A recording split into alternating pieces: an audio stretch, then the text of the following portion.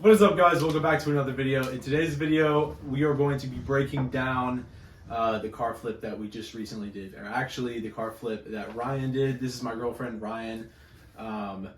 So she just did a car flip on a car that she bought from her uncle. So we're going to do a quick breakdown of that and show you guys kind of the numbers. I'll put them up on the screen, how much we ended up making off of it profit-wise, and how exactly the flip went down.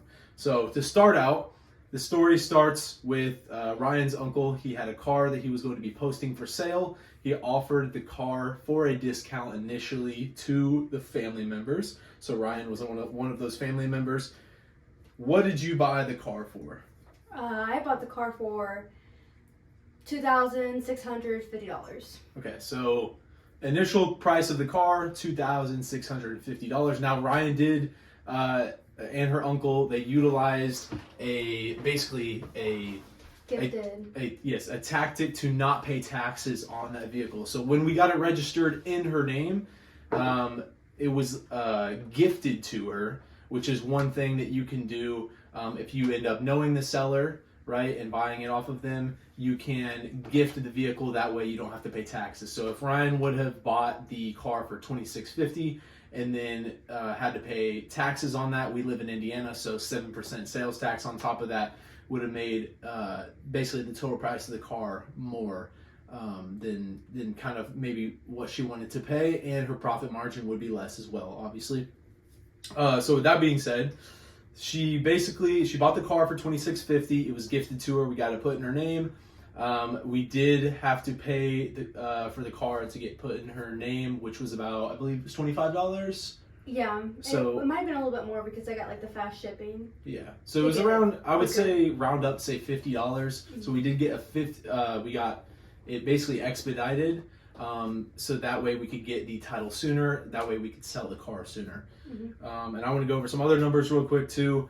She bought the car end of November, and we had the car for about 2 months before we officially sold the car. And we'll throw a picture of it up on the screen somewhere around here. And yeah, it's a 2004 BMW 525i. It had 153,000 miles on it. And so initially going into this, when Ryan basically told me about the deal, I told her it was a good opportunity to take advantage of because she would be getting a lower price than pretty much anybody else would be getting. The market was still exactly. So in my favor. Basically what we did initially before even purchasing the car was going to look on Kelley Blue Book. So we looked at the Kelley Blue Book value of the car to pretty much see what it was worth. That way we know how much we're buying it for and how much we could possibly sell it for. So the Kelley Blue Book was around $5,000 for that specific car with that mileage and the condition that it was in. So Ryan bought it for $2,650.